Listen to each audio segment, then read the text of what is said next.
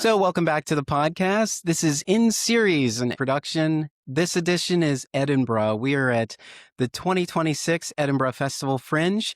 We are making our way through. There are 3,500 productions Might to be choose from. 37.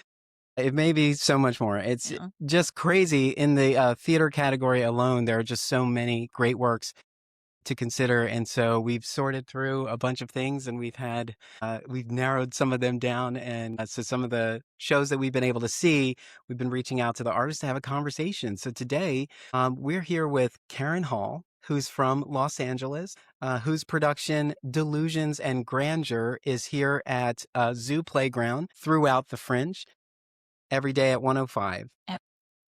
Yeah. And All the so time. this was the first show that we saw in our trip here. And it really sat with us because it's about the artist's journey and the artist's struggle. And so I definitely wanted to sit and talk with you. So Karen Hall, welcome to the podcast. Thank you for having me. So for all of those in Philadelphia and those here in Edinburgh, tell us about Karen Hall.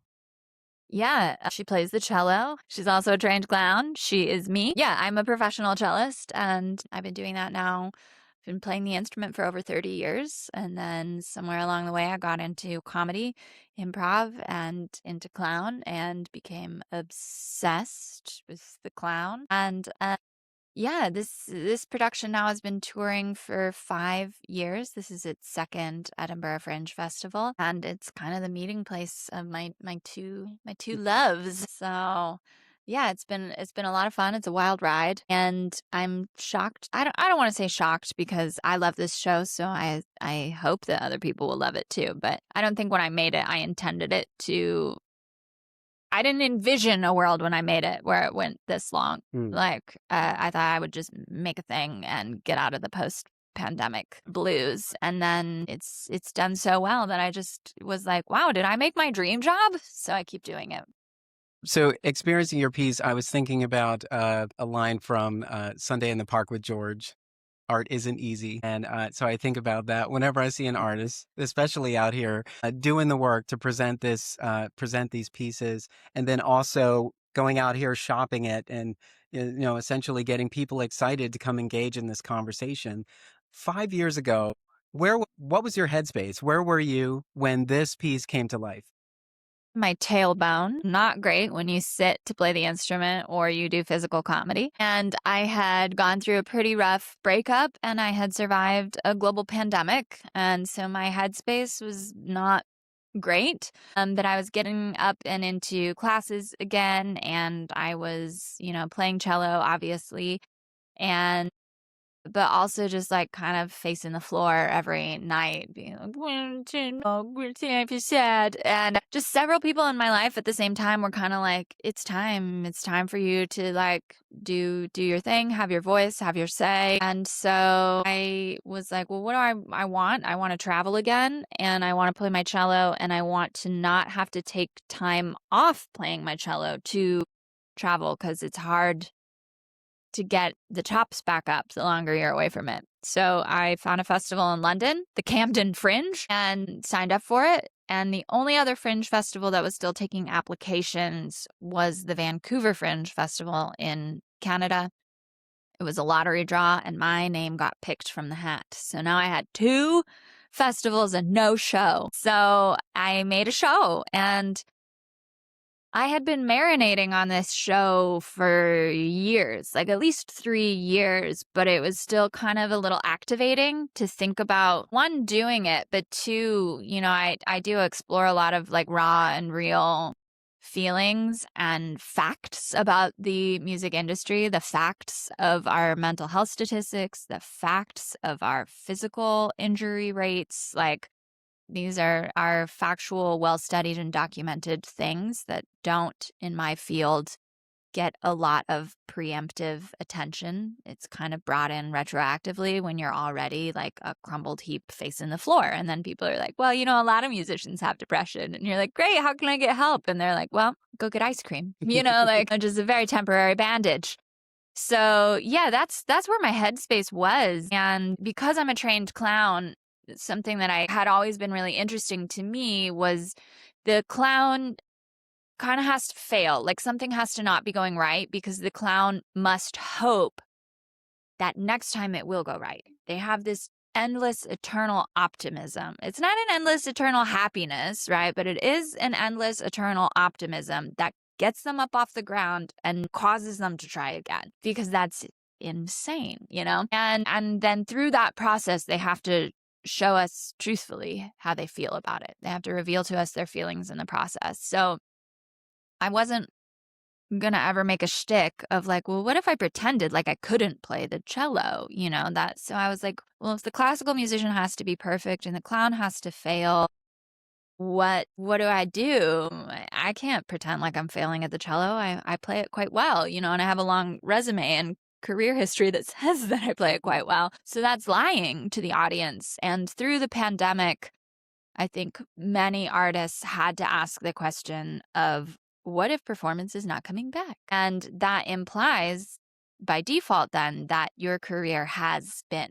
You are a has been. You were a once was. If it doesn't come back, and this is a point in the world where we don't know if it's coming back or not. So being able to admit that there was a space for admitting it, but then also a realization of like, oh, I have felt this feeling for a long time. I have felt like maybe my career has already peaked for a while. You know, in my 20s, I had a steady union job that paid for all the expenses. And since then, like, I make less now per hour teaching than I made per hour teaching 10 years ago. I've had pay cuts. And so looking back and being like, well, I once had a great career. Have I felt this way for a while? And once I could name those feelings, then I could sit down with a therapist and I could talk about those feelings and learn how to keep them from activating me and instead be able to play with them and reveal them very truthfully to others who I know have those same feelings. Like, even if it's just a musician audience, those statistics are true. But the show also talks about, what is success? What's the other side of success? Do you become what you do? If you're a doctor, do you become doctor?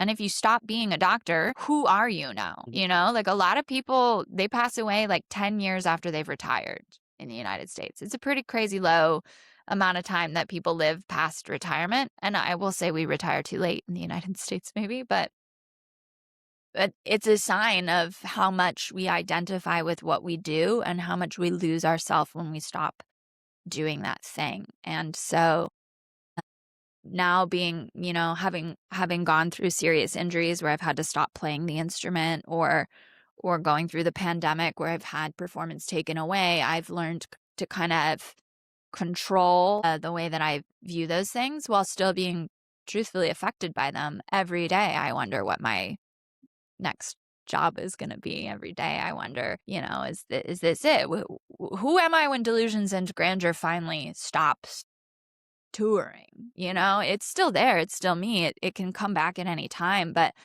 you know, I do wonder, like, what happens if the show gets so successful? Because the opening line, right? One of my opening lines is like, I was the cellist on Glee for 4 seasons, and that's still my most recognizable achievement. Is there a day where Delusions and Grandeur becomes my most recognizable achievement, and now therefore the show is in this weird meta space where I have to pretend to be confused about if I'm successful? I don't know. So in that way, the show is so alive with the fact that these truths never stop being asked. But I've just figured out through these experiences in my life how to ask them in a truthful way and also bring my audience into dialogue with me about them. And I think that's why audiences identify with it so strongly.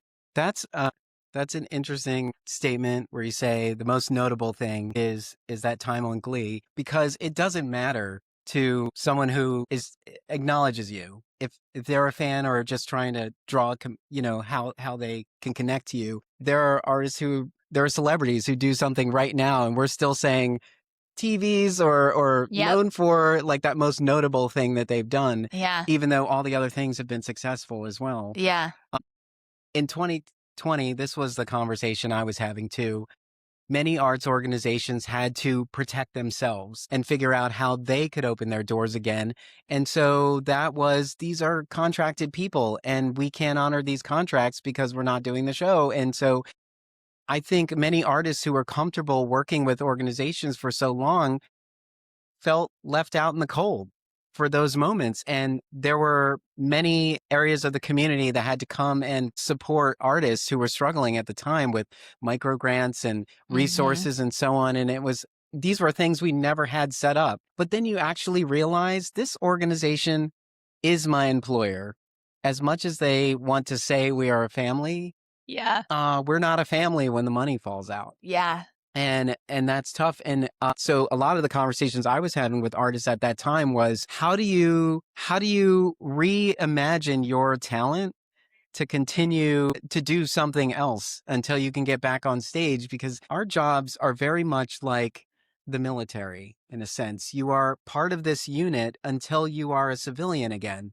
And then you feel alone. You feel like, Yeah. where's my whole support system? It's not here anymore because that element of you, Yeah. which was a big part for Yeah. however long you've been in, it's not there anymore. Did you recognize the Marine Creed in my show?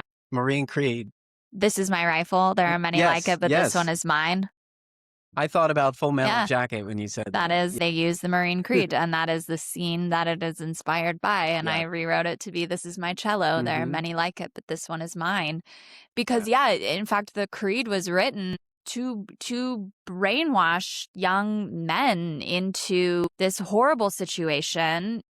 But also, at that point in time, warfare wasn't distant, Yeah. right? It was your rifle was you, life or death. And same for, are you going to save the man next to you? And so they had to create something, that locked people into that idea of Mhm.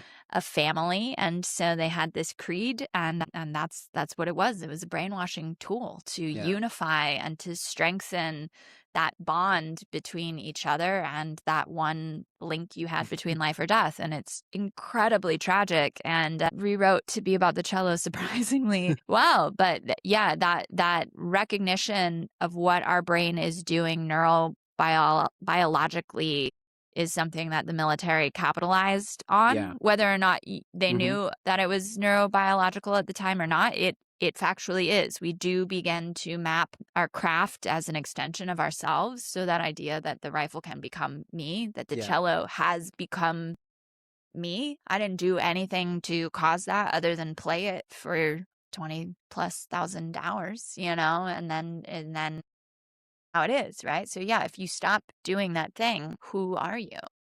There are a lot of things they tell artists, like if you're not working, you're learning. And so when you're not working, are you in classes? Are you training?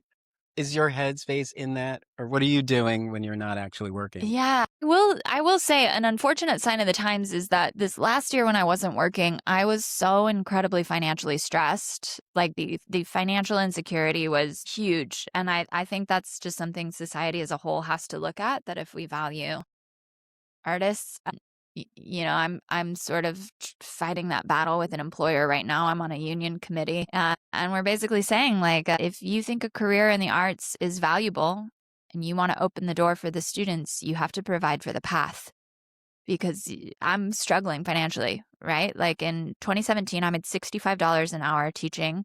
Now I make $45 an hour teaching. It's a different company, but that company cut me from 65 to 55, which is why I left them. But now I can't even find something as good as 55. So I will say that, yeah, in an ideal world, I should be learning. I should be in classes. I'm touring a lot right now, so it's tough for me to commit to like a 7-week long class. But pretty much every country I go to, I take a clown workshop wherever I'm at. I try to find who's the local teacher in that area, what kind of workshops they have that I can drop into.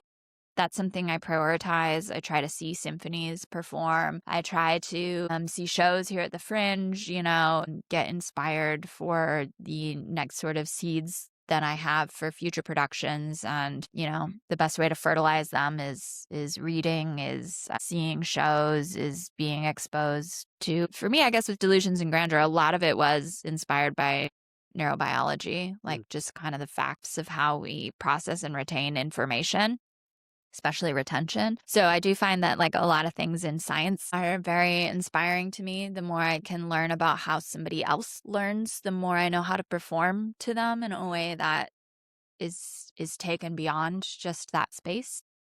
Yeah, so I would definitely say I'm learning, or sometimes I'm just doing a jigsaw puzzle and listening to Jim Dale narrate Harry Potter. It's in my iTunes. J.K. Rowling doesn't get any more money, but it is my adult security blanket. And Yeah. I don't have to focus on it, you know. It's just like I'm focused on my puzzle, and then something is soothing. That's my soothing thing. So I've been trying to do a lot of that.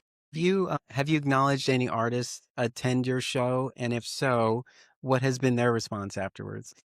Yeah, man, there's a violinist, there was a cellist who came out the other day. She asked me if I could sharpen one of my pencils from the merch stand so she could use it in her rehearsal that she was going to. I thought that was so sweet, so I sharpened her up a pencil. But then there's a clown troupe here. There's a clown troupe here. Somebody is The artists all delivering around us, the literally. artists all around us. And if you can hear maybe Shakespeare being shouted in the background. No, there was this clown troupe from Bulgaria who's doing a show called Shakespeare Times 5 before me in Zoo Playground. And this older gentleman, big Bulgarian guy, you know, facial hair, just manly man, came up to me just with like, and they're a clown troupe, right? He came up to me with these glassy eyes. He gave me a balloon flower. He hugged me, and then he just said, "Thank you." And then he left. And, you know, English is his second language, and I speak pretty quickly to get into my hour-long fringe run throughout the show. And I remember in the show too being like, I hope they're understanding everything I'm saying. I hope, you know, I hope they like it. You know, they're another artist with their shows. And so the response was just, it felt so truthful. And that was really sweet. And it is that it's a story of people. I think especially artistic people resonate a lot with it. But I've had people come up and find me. I did a festival in Canada. I was busking at a farmer's market, and this woman came up. She'd seen my show. In my show, when I asked people, like, what have you done for 10,000 hours? She said she'd been a mom, you know, so I was like, a master mom in the front row. Well, maybe we'd have to ask your kids, you know? And I was like, but I'm sure a master mom, you know, and I went along with that. And she found me at the farmer's market, and she was like, you know, you said that. And I thought about that for a while. And I thought, have I been a good mom? And I think I have been. And she's at the farmer's market with her grandkids. Like, you know, and her grandkids are loving on her, you know? And so it was really beautiful for her. She started tearing up, and she was like, you just gave me so much permission to look back at this thing that I had to do because I'd had a kid, you know, but I loved my kid and I did the best job that I could. And then it was like, I finally got to look back on my life and realize like I raised a beautiful daughter who now has a beautiful family. And now I get to be with these beautiful grandkids because I was a good mother. And it was so sweet. And those are the stories that you know, even when I say all these statistics about musicians, it doesn't matter. She's not listening to it as a musician. She's listening to it as a mom who has raised beautiful children and now gets to be a part of the next generation in their lives. And so it truly is bigger, yeah, than just like, do other artists It's like hard for it? us to remind ourselves of our own value because we're just doing the work. And many artists don't pause and take stock at what they've just done. Yeah. You know, sometimes you're at a show and no one knows what to expect. They just know that they've been blown away by this performance as a whole. And Mm. so they're in the lobby telling you how great you are, and you're saying, I missed the whole third part was just, I was not there. I don't know what happened. Yeah, You know, right. you're in your Yeah. head about everything you Yeah. could have done better, but everyone else is just like, wow, that was so great. And they're Yeah. still going out in the world talking about what a great experience that is. And sometimes you just have to remind yourself, you know, I've been at this for a while. Like, even if they didn't know how to actually legitimize me as an expert, the longevity I've had in this is enough for society to be convinced in a way. Yeah. And it's still hard for us because we're just, as much as we know that there isn't really perfection, we're still seeking it. And these are all the things that, like, I always talk about. I think it's more valuable for an audience to understand the work that goes into bringing this final product to the stage. Yeah. Because So much work. because all of that helps you understand the struggle. Mhm. Because even if you had all the money, there's still time that you have to put into this. There's still a lot of research. So much. You're embodying a character in a moment, you're telling a story, and it has to be effective. Yeah. You're trying to reach an audience who doesn't know you at all. I And so that's all Yeah, and I think as much as I think I've let go of perfection, but therefore I've replaced it with excellence, and excellence is attainable. And if I don't hit excellence, that's hard to Mm, sit with. And the clown, it does have to fail. So I've built myself in a lot of freedom. The music still has to be excellent. yeah. The timing still has to be excellent. And yeah, so I find that in my pursuits of things now that if I can't be excellent, I really struggle with why am I doing this? Will This I is get why there? When do I let it go and just say like, well, we tried. This is a business entrepreneurship that's why I idea. appreciate a Ignore sunk performer. costs. Yeah. That's why I appreciate a performer that is it's worked into their show to make mistakes. I think it makes them feel a little bit more comfortable, but it's Yeah. also, we're saying like, yeah, I know that was sloppy, but I think it was planned, and so I like it. Yeah. I mean, It just gives you a little bit more ease. that's why I do the cold open at the Uh-huh. beginning to set that tone of like, we don't really know Yeah. what's intentional, what's not, what's part of the show. When did the show start? Did the show end? I heard someone whisper in my show today, do we clap now? So we were We don't supposed to see know. you having lunch. Yeah. Okay. Yeah. Yeah, I do love that too because it's just like, listen, I'm gonna put on a show, but it's hot out here. Yeah. I only have a short window of time to refresh myself before the show and all this. So you're gonna get all of it Yeah. too. Yeah. And I think sometimes that's jarring for people because if you're not in the work in development or work in progress or just avant-garde or just, Yeah. untraditional spaces and so on, like you're expecting so many things to happen. And when you see all of that, like I said, I love those things. Yeah. Like I knew when I saw you in the dress that that was coming off because I could tell.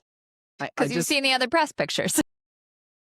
well, I saw elements of your jeans underneath and Yeah. I was just like, okay, we're going to say something here and this is something Yeah. to pay attention to. But I do love that because you talk about this visual expectation of what art is, especially when it comes to music, when you're thinking about orchestras and classical, there's just this posh air about many of our art forms that make it inaccessible to people. Yeah. In Philadelphia, people walk past, the Kimmel Center for Performing Arts all the time, and they don't necessarily feel like they can walk in there. Yeah. There's what is my cost of admission? Can I just walk in here? They call it Mhm. a community space, but is it really for me? And sometimes that's hard because you're walking into a space where you can't have any food or drink. You have to Yeah. be quiet. You have to be on time Yeah. and so many things. And it's really hard for people who are new to this space to understand. And I like how you talk about, so we decided to do a relaxed performance. The Right? same talented people, only we're wearing jeans and t-shirts, which Yeah. is what you would have done in rehearsal anyway. Yeah. But now you're seeing this and people are going, they're just like us. Yeah. And yet it hasn't really made the music more accessible in No. any way. It's made us seem more alive, Yeah. a little more energetic instead of like funeral blacks. But yeah, I mean, that is still the joke that like we haven't, just because you change your appearance doesn't mean you change like your essence. I've seen a lot of orchestras do kazoos. Like they'll have kazoos for a Yes. moment or they'll snap. They'll all snap Yeah. in unison. Everybody's like, ha, ha, ha. Yeah, Like, this is right. fun. This is going to be great. We giggle about it, yeah. But also the musicians hate it. We just are like, what is this? Like now we all have to snap. It's like, can't we just now play? we have to, yeah. Like Yeah. it feels kitschy if it's not like purposeful. Yeah. Like if we're playing obviously like under pressure or whatever, like a string version of that, and we have to snap, like that makes sense. Yeah. But sometimes it feels like a gimmick. Like nobody wants to just do a gimmick. Yeah. So at least not when you've gotten to like an elite level, Mhm. like I'm a clown. I love it. I'm like, this is so stupid. This is ridiculous, but I see it as stupid and I try to make that the joke. And I think other people see it as stupid and they feel resentment. Yeah. They're like, grumble. Is there a part of your performance that you love the most or does it resonate with you more? It changes. I did a podcast interview a couple days ago and I'm already giving a new answer. But I will say that in my show, I have a moment where I talk to the cello. And this was the very first ever seed of what became Delusions and Grandeur. Is I thought of the skeleton mom in Psycho, where, he talks to Mother the whole movie, and then at the very end, you get to see that Mother is just a skeleton body. And so I was like, oh man, that's like me and the cello, right? Just dress it up, have a conversation. That's what I believe. And I did learn that that's a true part of what happens in our neurobiology. There's a health coach who used to work at the Colburn Conservatory, and she would have her students have a conversation with their instruments, see what surfaced. And so it's a real exercise. It's a real phenomenon. And so I do every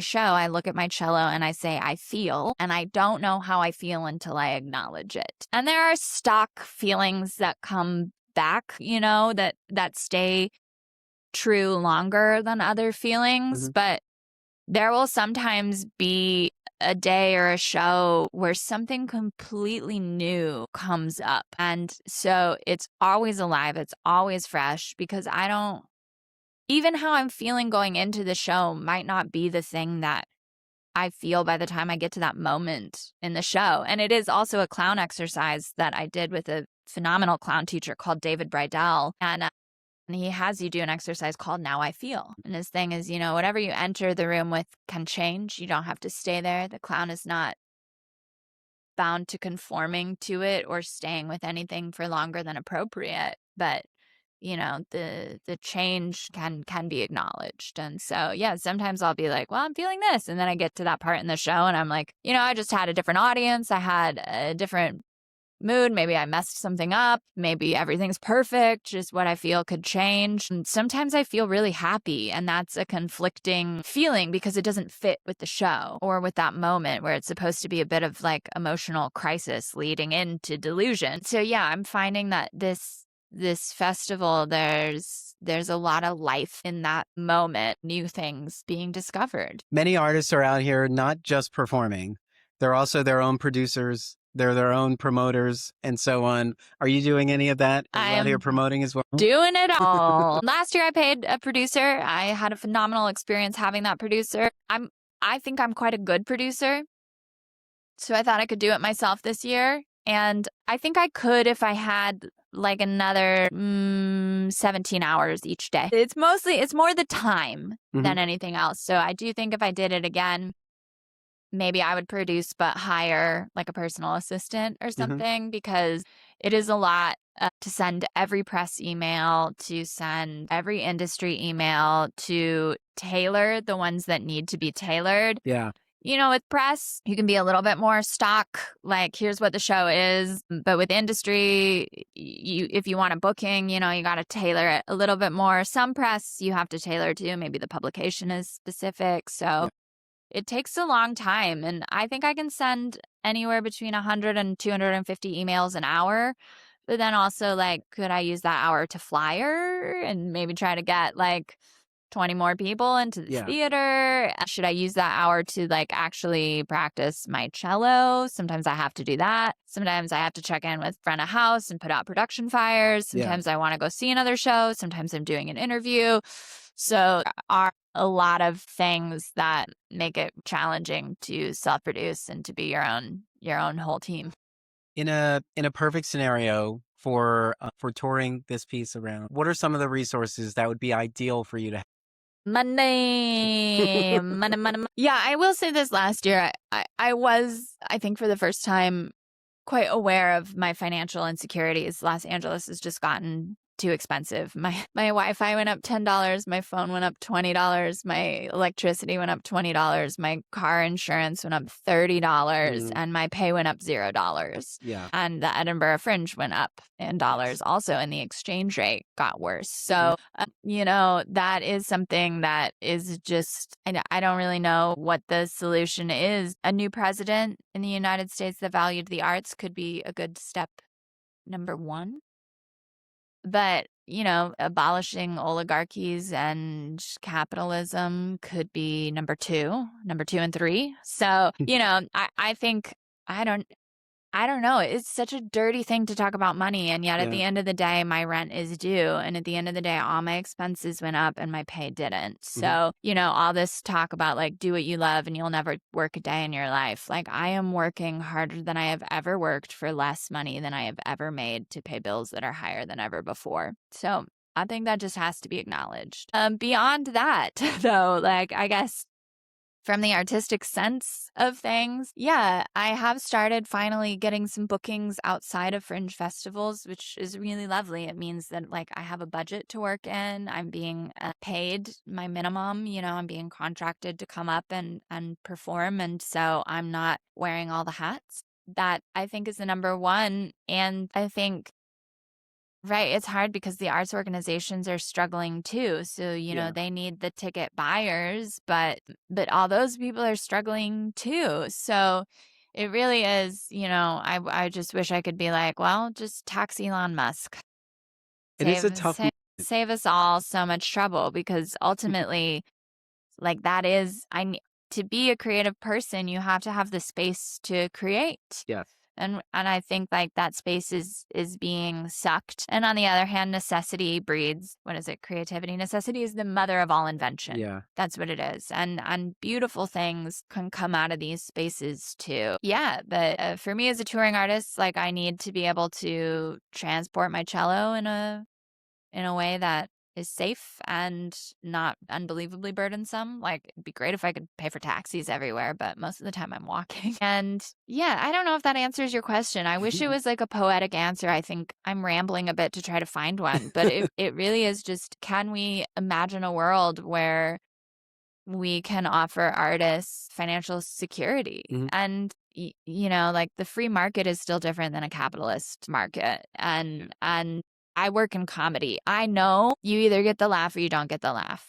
Not everything is great. Not Yeah. everyone who is an artist is a good artist. Is there a market out there? I believe 100% everybody's market is out there, but it might not be a big enough market that will ever pay your bills. It might just be grandma. But I think the fact that like artists who are especially emerging artists in kind of a space like me where we're not selling out big arenas, but we're also not at the beginning of our careers. Like there needs to be a way to support artists in that space Mhm. because they are the ones generating the next and the new and the exciting. And we just haven't, other than Fringe. Yeah. But now with Fringe being so expensive, it's a lot more of a drain than an opportunity.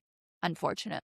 And that's the point really of me asking you that question because there isn't a clean answer. Yeah. And you think about when I ask that question, you're not really thinking about the amount of years that you've put into this so far. Like you can't, it's quantifiable. It's not Yeah. quantifiable. Like it's almost like this work is priceless. Yeah. But the kind of support around it is not sustainable by a handful of people. It's a society needs to embrace this Hmm. and see the value of it in how it shapes the world we live. It's crazy because I do think a lot about like the old ways before, World War II, after World War II, when the middle class kind of became a thing that we had, right? Like back in the old days, there were really only three ways to make it as an artist. You had a patron, which was a rich dude, or more typically, yeah, royalty, someone of the court, someone of status, or the church. Those were the most usual patrons, or you were a nomad. You were just traveling around town to town playing songs, and the general public would be like, yeah, we like that. And they'd give you a little bit of money. And I think we've kind of gone back to that, except the patron class has kind of disappeared on us, like Peter Thiel's not donating tons of money to the arts. He's donating it to the military to get more contract, so the patron class has kind of disappeared. Yeah, we have lots of people still like building buildings in Los Angeles and funding the LA Phil, but are they funding again the emerging artists, Yeah. And then you have the church, and the church ought to be a place of community. I believe that 100%, but also like, I can only volunteer a Sunday morning to play at my church because that's my community. But if a different church wants me, they have to pay me. because they're asking me to leave my community to show up to do something for them, and that's fine. But they'll be like, "Oh, well, it's like $100." And I'm I'm like, like, "No." I was like, "That's not 30 enough." Yeah, years. right? That's not enough reason for me to wake up early, show up, be there for 6 hours, Yeah. throw off my sleep schedule, not be a part of the community. So if the rich people are not being the patrons and the church is not being the patron, and like I said, I have mixed feelings about how much the church should be. Mhm. Community shouldn't always have to, in some ways, it's a big F you to capitalism, you Yeah. know? But that just leaves the people, and that's a hard burden to put on people who are already taxed, and there's a limited amount of jobs available if you're going to Yeah. keep asking the people. So I think we find ourselves, in the same predicament of hundreds of Yeah. years ago, where like, what are the rich people doing with all their money? Like I said earlier, art isn't easy. Yeah. And if you think it is, you're delusional. Yeah. The piece is called Delusions and Grandeur. It's by Karen Hall by way of Los Angeles. Yes. It's here at Edinburgh Festival Fringe at Zoo Playground throughout the festival every day at 105. Every If day. you're here, come see this show. Thank It you. is so relatable, and you'll walk away. If you're not an artist who is in this struggle, you will acknowledge and recognize an artist in this struggle, and you'll probably think about, is there something I can do? Because it is real out there. And the thing about artists and art is that it is resilient and it will find a way no matter what. But that doesn't mean we don't need the help We could use and a the little. support. So come see the show or follow Karen. How do we stay connected to you past this festival? Yeah, I am in for the long haul, HALL, which is my last name. On Instagram, it's also my personal website. You can probably get on my mailing list there. You can definitely find out all the places I'm touring. I'm getting ready to announce my fall tours, so that's about to hit the website. It'll be in the northwest of the United States, a little regional tour up there. So those are the best places to find me. Great. Well, I'm so glad you were our first show. This was a great experience. And yeah, it was just unfortunately so relatable. But Ugh. thank you for, you know, pulling this out of you and Yeah. presenting it so that other people can kind of relate to this and connect. And hopefully this conversation continues beyond the stages that we've seen this performance on. So thank you so much. It was truly a pleasure talking to you.